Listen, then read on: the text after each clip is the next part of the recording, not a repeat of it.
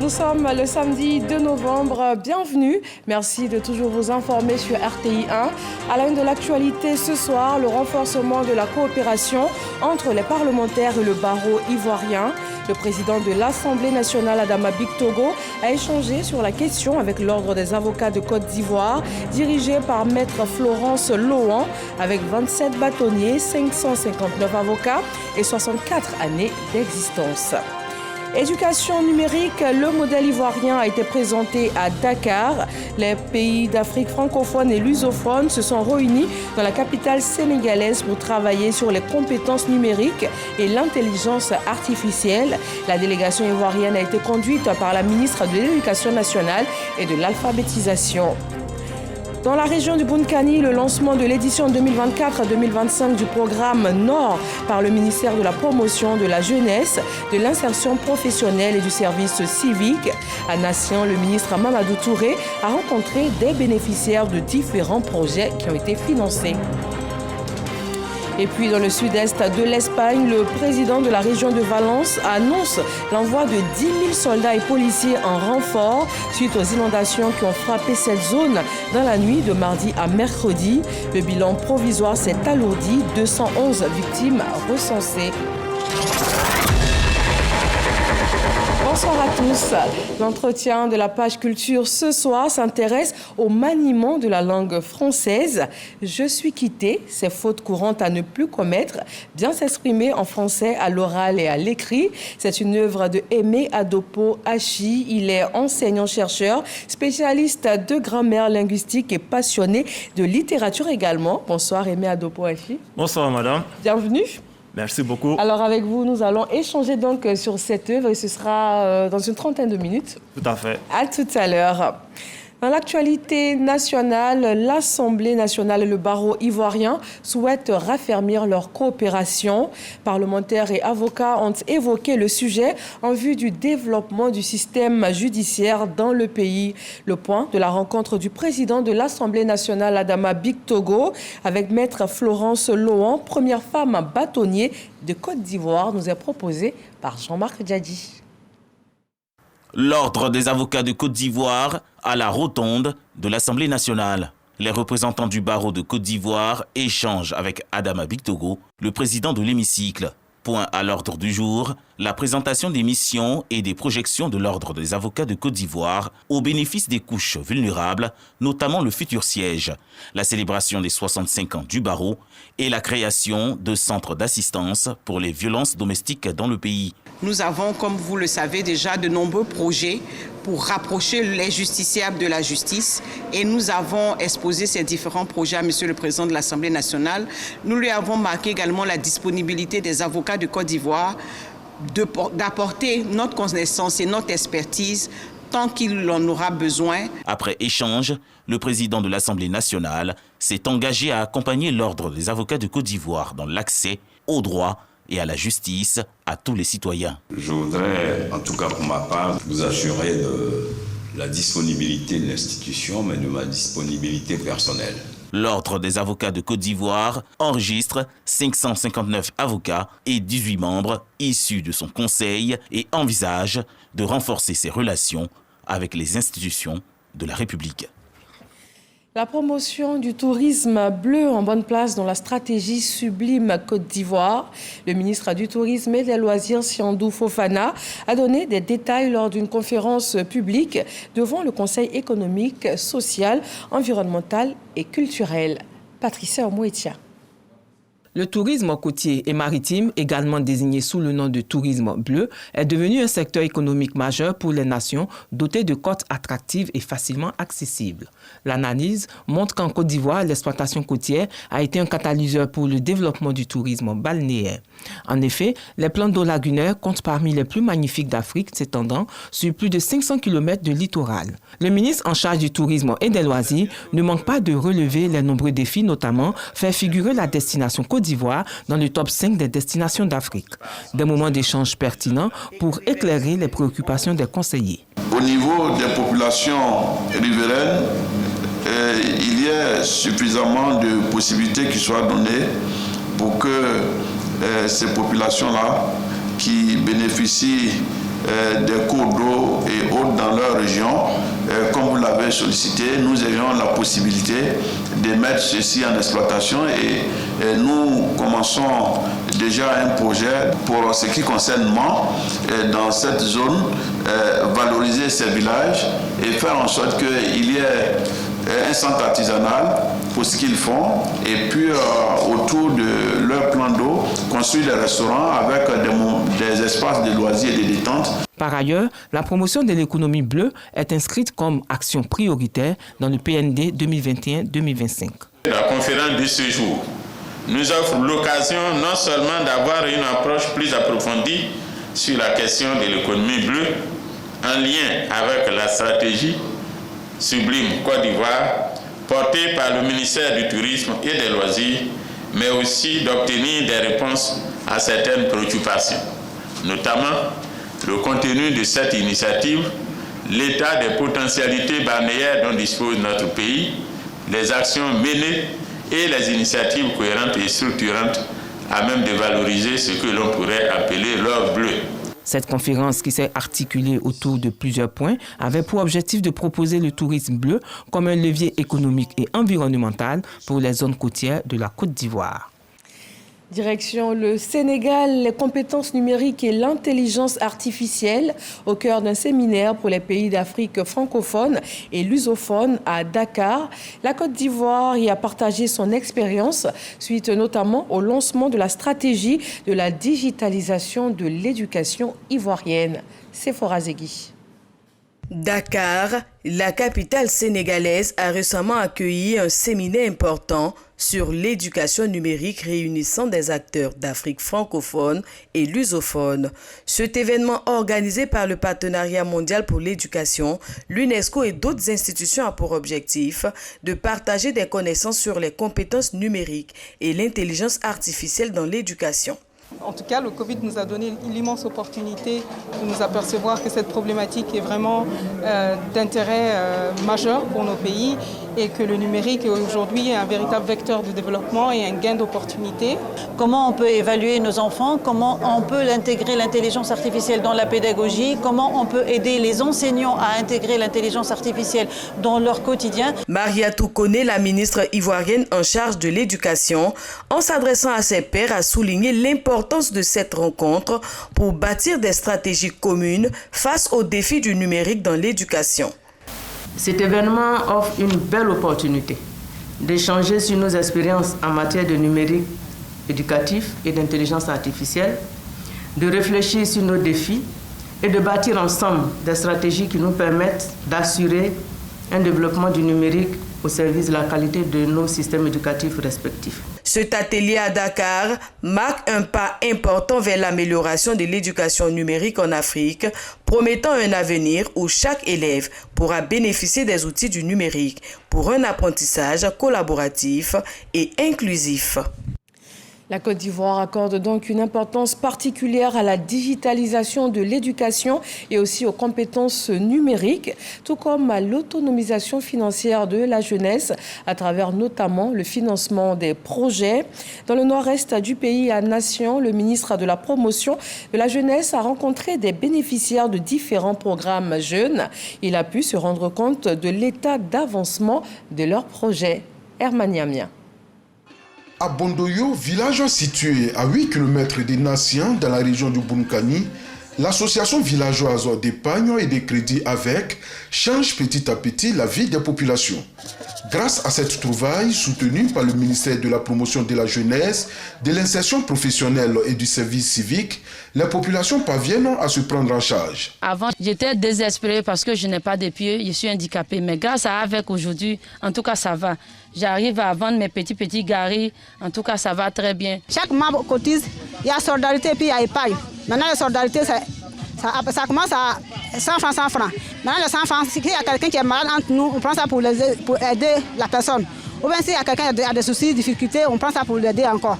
Donc ça peut nous aider à sortir dans les difficultés. Le village compte 3 avec pour un effectif de 90 membres. En visite dans la région du Bunkani, pour s'imprégner de l'impact des projets en faveur des jeunes, le ministre Touré Mamadou s'est réjoui de savoir que cette action permet aux populations de sortir de la précarité. En guise donc de soutien, il a annoncé un appui financier de plus de 20 millions de francs CFA aux 3 AVEC pour leur permettre d'agrandir leurs activités.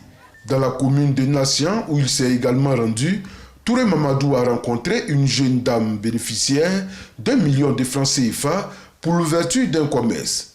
Toujours dans la commune, il a également rendu visite à un jeune tapissier, lui aussi bénéficiaire d'1 million de francs CFA pour l'ouverture d'un atelier. Nous avons des régions qui étaient totalement enclavées, des régions où les jeunes étaient un peu oisifs.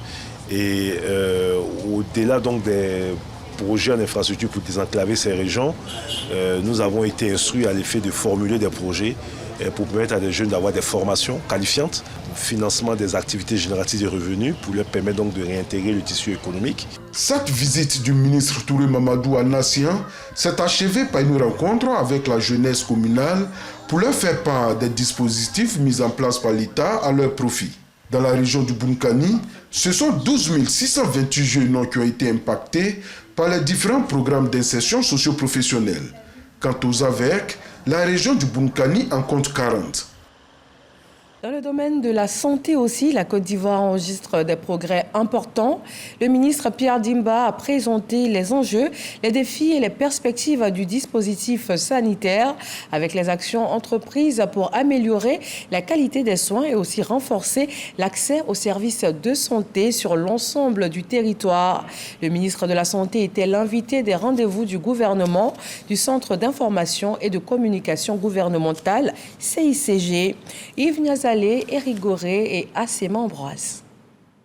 Enjeux, perspectives et défis du dispositif sanitaire. C'est le thème de cette rencontre du ministre de la Santé, de l'Hygiène publique et de la couverture maladie universelle avec la presse. Rendez-vous du gouvernement a été une occasion pour Pierre Dimba d'échanger sans sujet tabou avec les journalistes sur les réformes mises en place pour rendre plus performant le système sanitaire dans notre pays. Les réformes hospitalières en cours ont apporté des innovations majeures au système hospitalier de notre pays en transformant les établissements sanitaires en établissements publics hospitaliers avec une personnalité morale et une autonomie de gestion, afin d'accroître leur capacité à dispenser des opérations de qualité répondant à des besoins de santé des populations.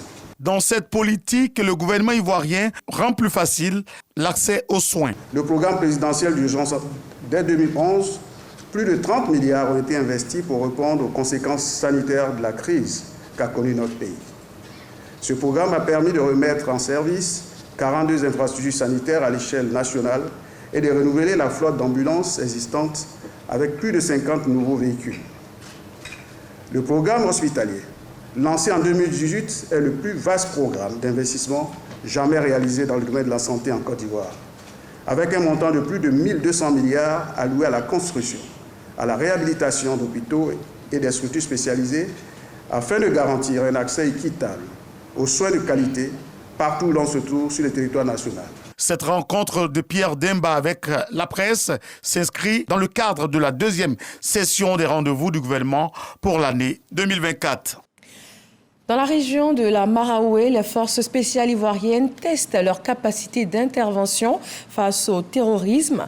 Un exercice militaire a permis de voir l'interopérabilité des forces spéciales de la Marine nationale, de l'armée de l'air et de l'armée de terre. Le reportage de Soro Corona. Après 8 jours de traque, les forces spéciales ivoiriennes appuyées par la Marine nationale, l'armée de l'air et l'armée de terre neutralisent des terroristes. Ces hommes sans foi ni loi tentaient d'occuper une partie du territoire à partir du lac de Kossou. Nous sommes à l'exercice Betrabé édition 2024, un exercice pour tester et évaluer l'interopérabilité de nos forces face à une menace terroriste massive. 2 points à relever. Le premier, c'est la fluidité d'action entre tous les acteurs, l'intégration de tous les équipements récemment acquis, l'intégration avec tous les autres moyens, c'est-à-dire moyens aériens, moyens navals et moyens terrestres, et surtout la complémentarité entre les différentes composantes de nos armées. Betrabé édition 2024 est supervisé par le chef d'état-major général des armées, le général du corps d'armée, Lassina Doumia. Drone militaire des dernières générations, hélicoptères de guerre, véhicules blindés et autres matériels militaires modernes sont utilisés pour cet exercice. Le chef d'état-major général des armées s'est dit satisfait de l'opération. Si nous devons nous battre, nous allons nous battre ensemble. Il est important pour nous de répéter nos gammes en temps de paix. Et comme nous le disons chez nous, la sueur épargne le sang au combat. Donc il vaut mieux nous entraîner, perdre la sueur maintenant pour épargner le sang le jour où nous serons engagés. Cet exercice permet aussi d'adapter l'organisation et les procédures opérationnelles des forces spéciales face à des attaques terroristes. La République démocratique de Turquie célèbre ses 101 ans. 101 ans que le califat a pris fin. L'ambassade turque en Côte d'Ivoire a commémoré l'événement. Le pays a aussi célébré à cette occasion ses excellentes relations de coopération avec la Côte d'Ivoire entamées depuis juin 1964. Julien Gogo, Jean-Luc Mangbo et Sangaré Adama. Deniz Erdogan Bahim, ambassadeur de la République démocratique de Turquie en Côte d'Ivoire, a rappelé les bonnes relations entre les deux pays. Les investissements turcs en terre ivoirienne ont connu un bond qualitatif cette dernière décennie. Cette cérémonie, marquant le 101e anniversaire de la proclamation de la République de Turquie, le 15e anniversaire de l'établissement de l'ambassade de Turquie en Côte d'Ivoire et 60e anniversaire des relations diplomatiques entre la Turquie et la Côte d'Ivoire. Au nom du gouvernement ivoirien, Adam Kakou, ministre des Affaires étrangères, a transmis un message de fraternité à l'endroit de son hôte, saluant la présence de la Turquie dans divers secteurs clés dans le pays. Vous me permettrez de faire observer que les investissements turcs en Côte d'Ivoire connaissent une progression continue, notamment le domaine de la santé, où la Turquie a contribué à la construction, à l'équipement de centres de santé, le centre hospitalier universitaire CHU de Cocody et de Treichville, ainsi que l'hôpital mère-enfant de Bengerville. La présidente du Sénat explique le contenu de cette coopération entre la Côte d'Ivoire et la République démocratique de Turquie. La Côte d'Ivoire entretient des relations très fructueuses avec la Turquie. Le président Alassane Ouattara a fait une visite en Turquie en 2015. Nous souhaitons que les hommes d'affaires ivoiriens puissent aussi aller en Turquie. Cette coopération bilatérale s'accentue avec l'installation de plusieurs enseignes. Environ 700 millions de dollars ont été investis par les entreprises turques en Côte d'Ivoire ces dernières années. Et la Côte d'Ivoire qui fait parler d'elle à la 29e édition du Salon du chocolat de Paris, le plus grand événement mondial dédié au chocolat et au cacao. Pour la première fois, le pays a participé au Cacao Show, un défilé sélectif mettant en scène des tenues confectionnées avec du chocolat. La Côte d'Ivoire s'engage dans la transformation avec un point d'honneur sur le cacao durable et traçable. Retrouvons nos envoyés spéciaux à Paris, Delphine Blas et Zakaria Traoré. Le Salon du chocolat a développé le principe du B2B, où tous les acteurs du milieu se mêlent pour découvrir les métiers de chacun et nouer des partenariats. C'est le cas de la Côte d'Ivoire qui, depuis l'ouverture officielle du salon, multiplie les rencontres autour du cacao ivoirien, cacao durable et traçable. Il s'agissait pour nous de voir dans quelle mesure nous pourrions nous inspirer des expériences qui ont réussi ailleurs et qui non seulement ont été satisfaisantes, mais ont permis aussi d'améliorer les revenus des producteurs. On est ici, Excellence, au Salon du chocolat de Paris. Effectivement, ici, on est dans le berceau du cacao très très haut de gamme. La démarche que nous avons faite ici avec la Côte d'Ivoire, c'est de proposer à la Côte d'Ivoire de bâtir le même programme que celui que nous avons bâti au Cameroun. Je veux dire, comment est-ce qu'on peut se mettre en relation ? C'est pas, les artisans français ne seront pas capables d'acheter les 2,5 millions de tonnes que vous produisez chaque année, mais par contre, créer une filière de très très haut de gamme pour essayer de tirer l'ensemble de la filière de nos amis ivoiriens. Parmi ses meilleurs artisans chocolatiers, l'ivoirienne Viviane Kwame, prix d'excellence 2014. Nous la retrouvons dans les vestiaires. Aujourd'hui, on a la chance d'être les premiers artisans africains à présenter un modèle au Salon du chocolat depuis 29 ans. Tout ce qui est pelle, donc qui rappelle la royauté Akan, donc l'or, a été fait en chocolat. Là, vous avez le bustier. Donc, vous avez tout ça qui est fait en chocolat. Et cette tenue a été portée par un athlète de renom, Nathalie Keita, qui est championne paralympique, qui a porté le drapeau de la France cette année. Et ça a été un honneur pour nous, pour la Côte d'Ivoire, d'être montrée, de rayonner à ce point sur ce salon. On peut le dire, Viviane Kwame a su trouver sa place sur le marché concurrentiel et sélect du chocolat. Alors la Côte d'Ivoire brille, le pays rayonne au salon du chocolat.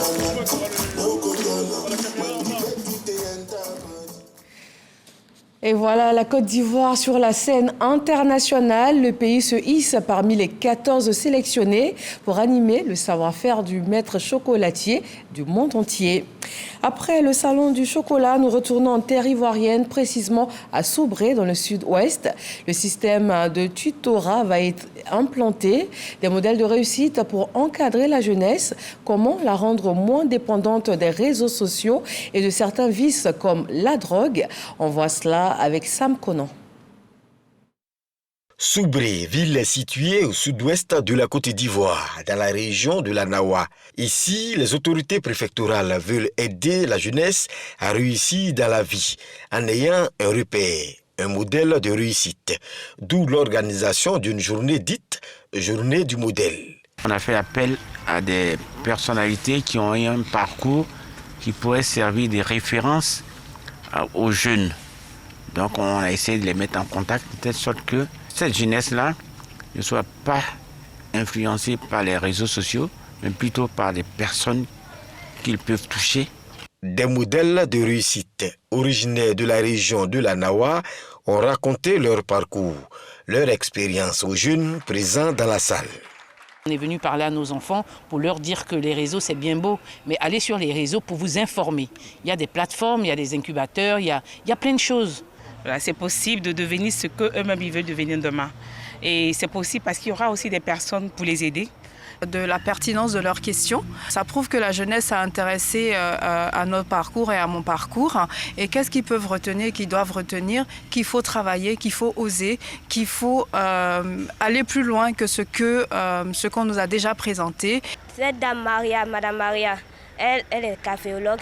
En Côte d'Ivoire, il n'y a pas de caféologue. C'est l'unique caféologue et c'est la première fois que j'entends parler de la caféologie. Alors, voir son exemple m'a vraiment touchée et j'ai envie de devenir comme elle. Après la jeunesse, ce sera au tour des femmes de bénéficier de ce genre d'initiative afin de les aider à se prendre en charge, selon le préfet des régions, Clément Kaloubi Kwame. On s'intéresse aussi ce soir à l'opération de révision de la liste électorale. Le ministre de l'Intérieur et de la Sécurité a visité plusieurs sites d'enrôlement de 3 grandes villes de la région du Tongpi, Danane, Biancouma et Mans. Comment l'opération se déroule-t-elle dans ces villes? Chris Diomondé et Patricia Omoitia. Biancouma, Danane et Mans, 3 grands départements de la région du Tongpi, visités par Varondo Diomondé, ministre de l'Intérieur et de la Sécurité. Le messager du gouvernement s'est rendu sur les sites d'enrôlement des différentes villes pour s'imprégner de l'évolution de cette opération. À Biancouma, le lycée général Guy-Roubert ouvre ses portes à la délégation. Ici, Varondo Diomondé échange avec les agents de la CEI. Cap est mis sur la ville de Danane, où il fait le tour de plusieurs établissements primaires et secondaires abritant les sites d'enrôlement. Dans ces lieux, rien à signaler. À Mans, contrairement aux villes précédentes, un petit nombre de la population est sorti pour se faire enrôler. Il y a des gens qui commencent à venir. Bon, aujourd'hui, les gens ont été nombreux aussi, il faut l'avouer. Varondo Diomondé met en lumière le sens de toute cette tournée dans la région du Tongpi. Le premier sens donc, que je voulais donner à cette tournée, c'est de voir sur le terrain comment les opérations se déroulent, quels sont les éléments qu'on pourrait noter au titre de l'amélioration de ce qui nous est donné de faire dans le cadre donc, de l'organisation de cette élection. Mais il faut le dire avec insistance, le maître d'œuvre, c'est la CEI. C'est la CEI et c'est elle qui pilote des mains de maître. Donc toutes les questions électorales. J'ai aussi constaté l'implication de tous les acteurs, de tous les partis politiques. Chacun essaie d'amener ses militants à s'inscrire. Et c'est ça la vitalité de cette démocratie qui est toujours prônée par le président de la République. Ce sont ces choses-là qui donnent satisfaction. L'opération d'enrôlement sur la liste électorale, qui a débuté le 19 octobre, prendra fin le 10 novembre 2024 prochain. La diaspora française, elle aussi, sensibilisée à participer à cette opération de révision de la liste électorale. Le mouvement Force 2015 y installe sa première coordination et une de ses missions principales, sensibiliser et informer donc sur cette opération en cours. Patricia Omouetia. Hommes et femmes, membres et invités sont réunis ici à Paris et pour cause, l'installation du comité Force 2015 de Paris. Le but est de permettre aux membres de mobiliser autour de l'opération de révision de la liste électorale. Nous sommes venus à Paris installer le comité Force 2015 France et le message que nous lançons à ce comité, c'est de prendre toute sa place dans l'opération de révision du listing électoral, c'est d'aller partout chercher des sympathisants, des militants du RHDP, de les faire inscrire sur la liste électorale et d'être surtout prêts pour 2025 pour la réélection du président Alassane Ouattara. Participer massivement à la révision de la liste électorale afin de gagner le maximum d'électeurs pour le RHDP. La Force 2015. Il était important que nous puissions installer ce comité de base pour pouvoir ancrer cette association dans notre parti. Et nous avons besoin que ce comité de base travaille sur le terrain. L'objectif principal est de recenser le maximum de personnes pour la continuité du développement entamé par le président Alassane Ouattara depuis maintenant 15 ans. Le premier responsable et haut patron de la cérémonie entend s'investir davantage pour la victoire du RHDP en 2025. La révision de la liste électorale également au centre de la conférence de l'Union démocratique et citoyenne UDC. Le président du parti s'est aussi prononcé sur plusieurs autres sujets d'actualité, à savoir la décision du gouvernement de dissoudre toutes les associations d'élèves et d'étudiants à caractère syndical. Souleymane Donissangou. Devant la presse, Nyanzi Anissé, le président de l'Union démocratique et citoyenne UDC, aborde plusieurs sujets d'actualité. Le premier responsable du parti salue la décision du gouvernement pour avoir mis fin à l'existence de toutes les organisations estudiantines à caractère syndical à l'issue des derniers conseils des ministres. C'est l'occasion pour nous de saluer les dernières mesures prises par le Conseil national de sécurité, dont la principale est la proposition de dissolution pure et simple de toutes les organisations syndicales universitaires. Nous espérons que la quiétude sera de retour en milieu scolaire afin que nos enfants puissent vaquer tranquillement à leurs études. Abordant le chapitre de l'opération des révisions de la liste électorale lancée il y a 2 semaines, le président de l'UDC souligne des difficultés rencontrées. S'agissant du dialogue politique, il souhaite sa reprise. Une faible affluence est notée dans certains lieux d'enrôlement. Il y a des difficultés à se procurer le certificat de nationalité censé être spécialement gratuit pour cette opération. Certains sites d'enrôlement sont inaccessibles du fait de routes impraticables ou de météo capricieuse en cette période de saison des pluies. Dans un souci d'apaisement du climat politique, l'UDC appelle à l'ouverture d'une 6e phase de dialogue politique pour faire le point de la mise en œuvre des recommandations de la phase précédente et entrevoir de nouvelles recommandations. L'Union démocratique et citoyenne veut prendre une part active à la prochaine présidentielle. Le comité politique du parti a émis le souhait de présenter un candidat à la présidentielle de 2025. Cette décision doit être entérinée ou pas au cours de la prochaine convention nationale du parti qui se tiendra dans le courant du premier trimestre de l'an prochain. Sur la scène internationale, suite aux inondations qui ont frappé dans la nuit de mardi à mercredi le sud-est de l'Espagne, le bilan s'alourdit. 211 victimes recensées, un chiffre qui pourrait encore grimper avec de nombreux disparus, toujours recherchés. Le président de la région de Valence annonce 10 000 soldats et policiers envoyés sur place en renfort.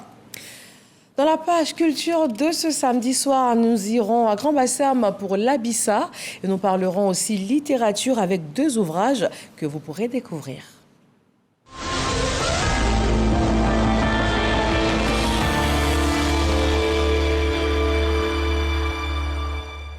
Je vous propose de revenir en images sur le 4e jour de l'Abissa. Le mercredi dernier, il a été dédié aux femmes Nzima, une journée réservée pour récompenser leur engagement dans la pérennisation des valeurs culturelles de l'Abissa.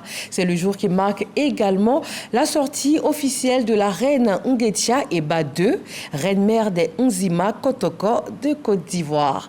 Davy Soyo.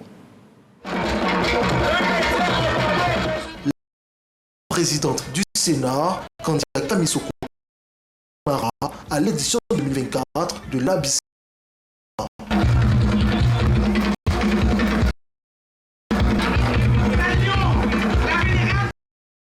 Marraine de la journée dédiée à la femme, la présidente du Sénat découvre l'importance de la femme dans la société Nzima. La preuve, la journée de mercredi lui est consacrée et placée sous le contrôle de la reine-mère de Nzima Kotoko de Côte d'Ivoire, Nguetia Eba II. La femme Nzima a pour mission de promouvoir la cohésion, l'entente et le vivre ensemble. Des valeurs de l'Abissa auxquelles les femmes Nzima attachent du prix. En témoigne leur pas de danse en harmonie avec les sons du tam-tam sacré, le ndombolo.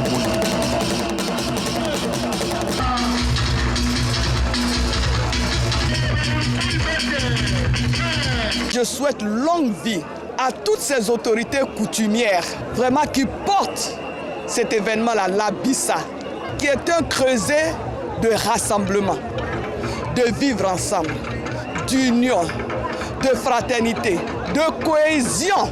C'est ce dont nous avons besoin. Tout comme le Zaouli, le Goli, on souhaite que l'Abissa soit aussi un patrimoine immatériel de l'UNESCO.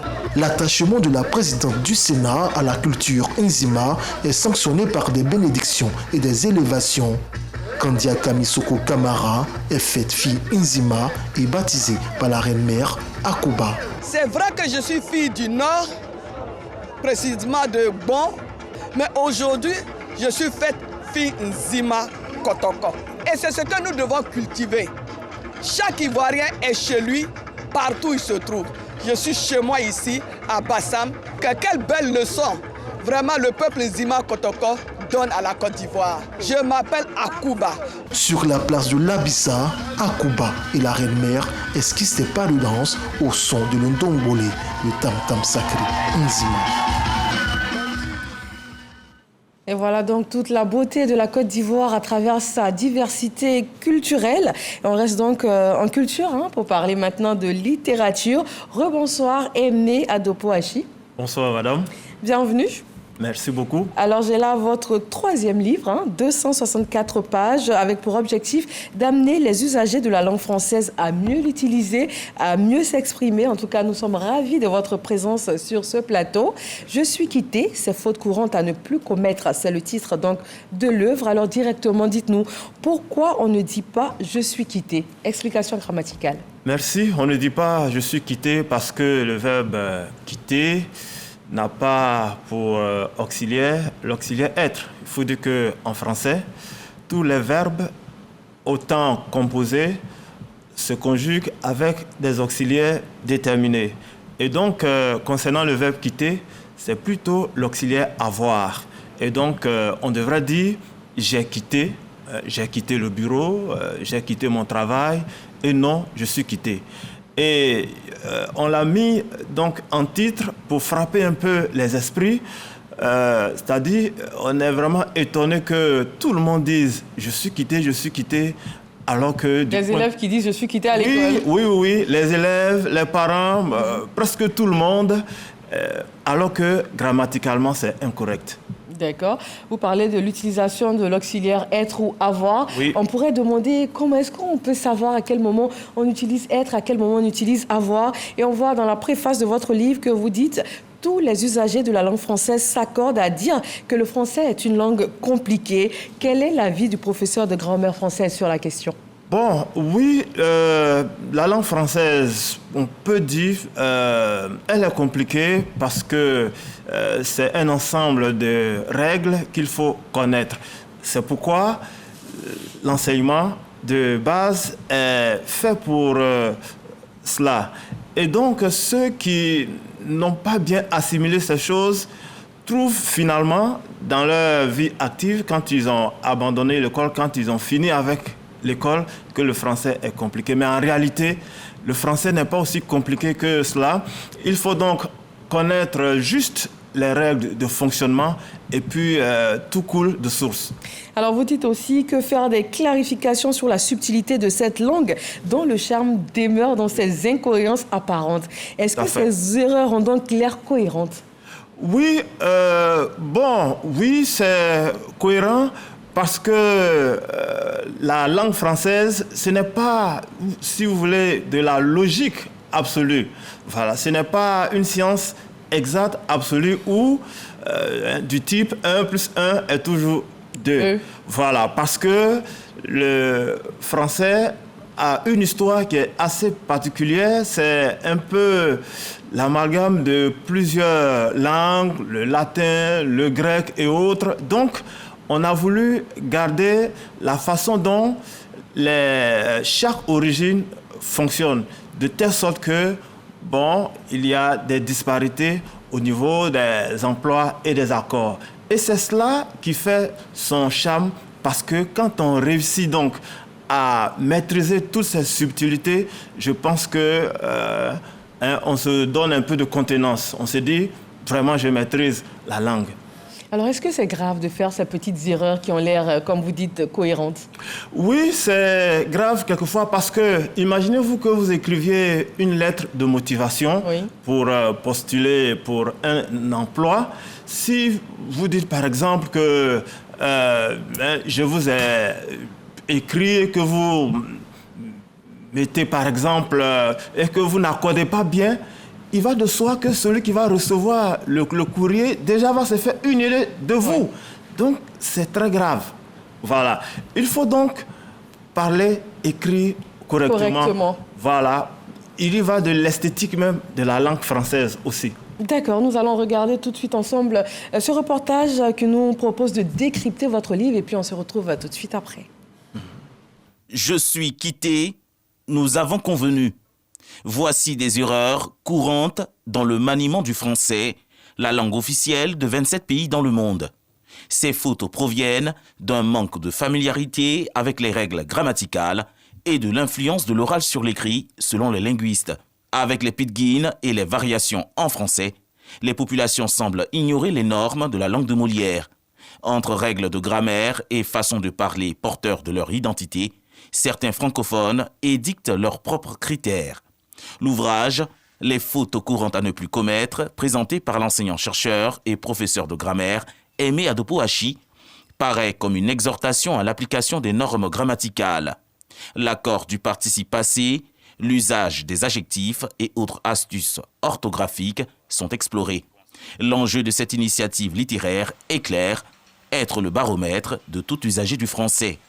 Comme pourrait le dire cet adage, « Dis-moi comment tu t'exprimes et je te dirai ce que tu vaux sur le marché des opinions. » Et c'est bien dit, merci Jean-Marc Djadji pour ce reportage. Alors dites-nous, vous vous adressez à qui spécifiquement dans cette œuvre? Est-ce qu'elle est destinée aux élèves, aux étudiants ou encore aux communicants? Oui, je m'adresse à tout le monde, tous ceux qui font usage du français en Côte d'Ivoire, parce que vous savez que le français est la langue officielle de la Côte d'Ivoire et c'est écrit, c'est inscrit dans notre constitution. Donc tous ceux qui font usage de cette langue sont concernés par cet ouvrage. Pour pouvoir mieux utiliser donc le français. Oui, parce que quand vous n'utilisez pas bien le français, vous vous éjectez du système. Et le mauvais usage ou la mauvaise compréhension peut vous créer des problèmes. Permettez-moi de vous donner un exemple simple. Prenons le mot bimensuel. Si vous devez faire des traitements que votre médecin vous dit, votre traitement est bimensuel. Si vous pensez que bimensuel signifie tous les 2 mois, vous allez peut-être mourir parce que bimensuel, c'est 2 fois dans le mois. Donc, vous voyez que la maîtrise de la langue, c'est essentiel. Très important. Alors, je rappelle que vous n'êtes pas à votre premier livre et surtout sur le même thème. Vous avez écrit Analyse en grammaire française. Vous avez écrit aussi Appuis grammaticaux dans l'étude des textes littéraires. Nous en avons déjà parlé sur ce plateau. Pourquoi est-ce que tous vos écrits tournent autour justement du même sujet? Est-ce que c'est dû à un constat? Est-ce que c'est pour corriger effectivement des erreurs que vous constatez en tant que professionnel? Oui, c'est vrai, mais il faut dire que je suis professeur de grammaire et linguistique du français à l'École normale supérieure. Donc mon rôle est de former les professeurs de français et qui forment nos enfants. Donc c'est mon devoir de rectifier quelques difficultés qui portent sur cette langue qui est essentielle pour l'enseignement. Et je peux dire que c'est tellement important qu'il faut qu'on écrive des livres et des livres sur ce sujet. Parce que le français a un rôle central, surtout dans l'enseignement. Celui qui n'est pas fort en français, il ne peut pas être fort en histoire géo, il ne peut pas être fort en mathématiques, ni en sciences physiques. Donc c'est essentiel. C'est pourquoi je m'emploie donc à faire humblement, voilà ce que je fais. Merci professeur. Alors très rapidement pour terminer, vos perspectives d'écrivain, est-ce qu'on pourrait s'attendre à une œuvre d'un autre type venant de vous? Oui, peut-être de la poésie, parce que la vie c'est de la poésie. Pourquoi pas. Merci professeur Aimé Adopo-Achi, enseignant, chercheur, spécialiste de grammaire linguistique et passionné de littérature, auteur de l'œuvre Je suis quitté, ces fautes courantes à ne plus commettre. Merci à tous de nous avoir suivis en ce samedi soir. Excellent week-end et à demain.